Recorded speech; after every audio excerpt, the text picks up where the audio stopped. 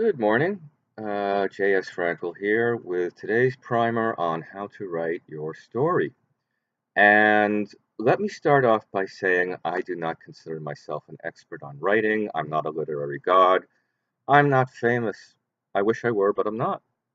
I'm just your average writer trying to be better and trying to help other writers who are new to the game to avoid the dumbass mistakes I made. Because I made a lot. And these are the kinds of mistakes that new people really shouldn't be making.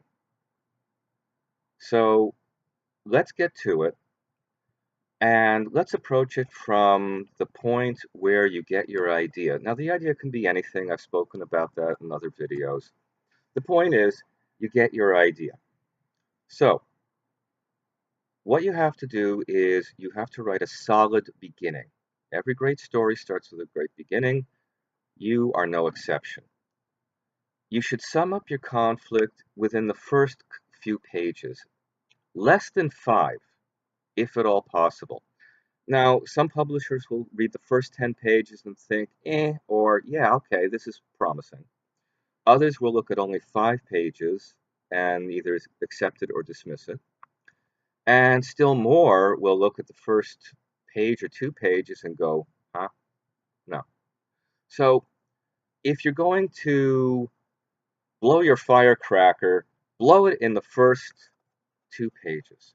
And it doesn't mean giving everything away. It simply means present your conflict within the first couple of pages, if at all possible.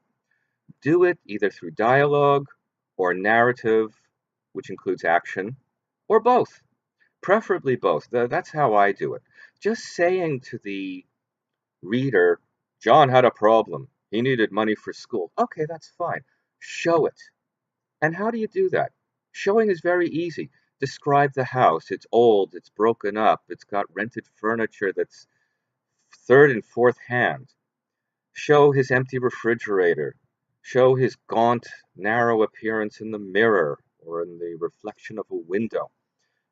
John needs money, he's poor, he's broke. I can relate. So show all that within the first couple of pages. Just give enough description to describe the conflict, have a friend call him and say, heard you need a job, and then John takes it from there. So that is your beginning. And as I said, try to do it within the first 2, 3 pages if you can. And once you know about John, don't info dump. Don't throw everything at us at once. Give us bits and pieces about him throughout the novel. And do the same thing with the other characters. John's parents maybe are cheap individuals, or they're the nicest people on earth, and they say, you can do it, John. You got this. Does John have a girlfriend? Yes? No? Doesn't matter. You decide. Let me give you an example of presenting the conflict right away. And this is not to toot my own horn, but just to give something that's very close to my heart because I wrote it. I've written a trilogy called The Titans of Ardana. And the first novel deals with a young teen. He's 17. He's sort of a nerd. He loves this television show, The Metas. It's a sci-fi show where this brother-sister team fly around and beat up on the government operatives and fight aliens and so on and so forth. And of course, he's in love with the lead actress, Dana, no last name given. So within the first pages, excuse me, I had the main character, Martin Calder. He's approached by his best and only friend, Greg, and says, are you going to get the autograph? And Martin says, I'm going to try. So right away, that's the little conflict right there. We know that Martin is a fan of the show. We find that out very quickly. He knows all the facts. He knows all the episodes. It's all laid out through dialogue and narrative, mainly dialogue. Um, we know he's in love with a star because she's absolutely gorgeous. And if you saw the cover of The Titans of Ardana, you would know she's absolutely beautiful.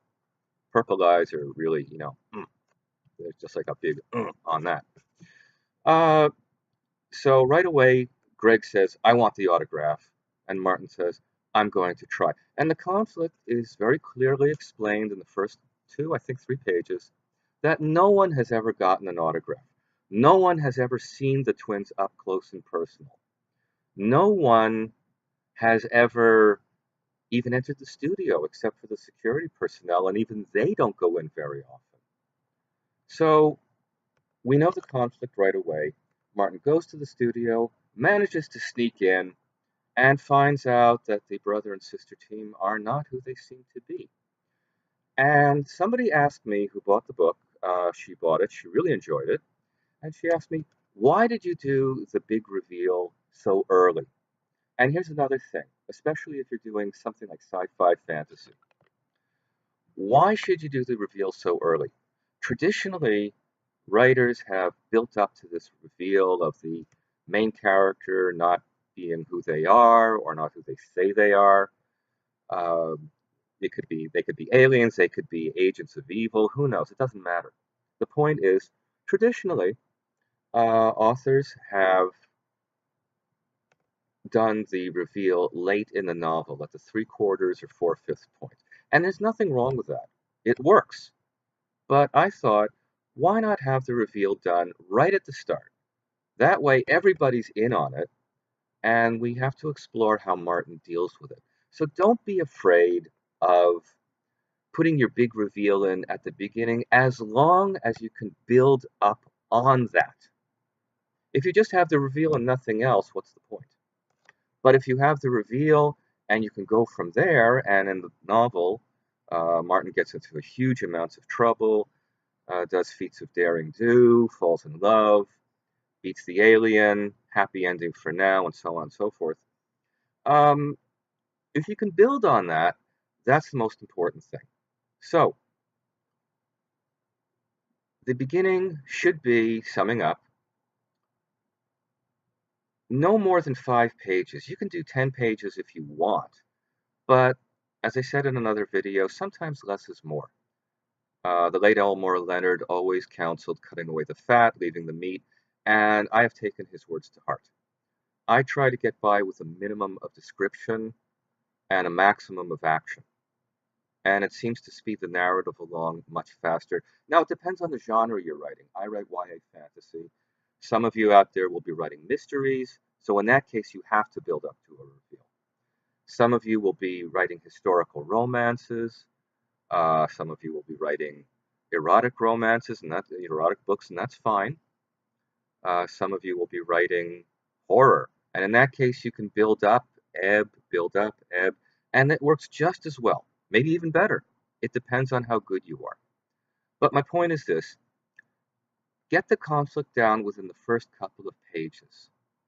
If you take too long, then the reader is apt to become bored. And that's a bitter lesson I learned. So get your conflict, get it down, take it from there, and keep the first chapter fairly short. As I said, no more than 10 pages. I usually do on average roughly 6.5 to 7. On occasion, I've done 8. Now, this is single space on my computer. When it's formatted into a book, naturally it looks much longer, but actually it's roughly 6.5 to 7 pages of single space, and that's about max 635 words per page, so you're looking at 42 to 4,500, give or take, for your entire first chapter if you're doing 6 pages or a little more. Now, the last thing I want to leave you with, excuse me, has nothing to do with writing your beginning or your middle or your end. I'll get to the middle and end in other videos if and when time allows. Um, I would like to leave you with a little message and a little primer, and this is to make you understand how the world of publishing works. When I put out my first 2 novels, they were nothing to write home about, to be honest, but they gave me great training in how to write. And it was only after the second novel did I truly understand the mechanics of it all, as well as the feeling. And I have to give a shout out to my editor, my first editor, Patty Schramm, who really, really helped me become a much better writer. And my second editor, Laura McNellis, whom I'm still working with. She has helped me become an even better writer. So to those two wonderful ladies, I want to say thank you. If you can ever afford their services, honestly, make a contract with them. They're that good, and they won't let you down, I promise you. Now, getting back to what I wanted to say, when you write your book, you open yourself up for criticism. Okay? People will criticize your beginning, they'll criticize your characters, they'll criticize your narrative. Is it flowing or stilted? You tell me. They will criticize pretty much everything they can if it warrants it. And even if it doesn't, some people will always criticize. So my attitude is, if they criticize your novel because it's not well written or it's clunky here or there's an info dump there, fine.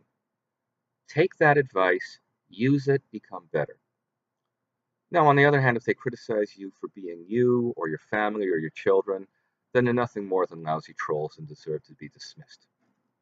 And I would not listen to them at all. Some people have very fragile egos, develop a thick skin because the criticisms will come.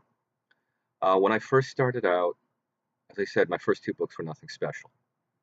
And I had somebody write in and he said, "Oh, you are not a great writer. You are not Neil Gaiman. You are not N.K. Jemisin. You are not Robert McCammon." And those happen to be my three favorite writers currently. I've always thought McCammon is great, and Jemisin has prose to die for. Same with Neil Gaiman. They're that great. And this guy kept going on, and he kept on insulting me, and then he went after my wife and children. Why? All right, he's an idiot.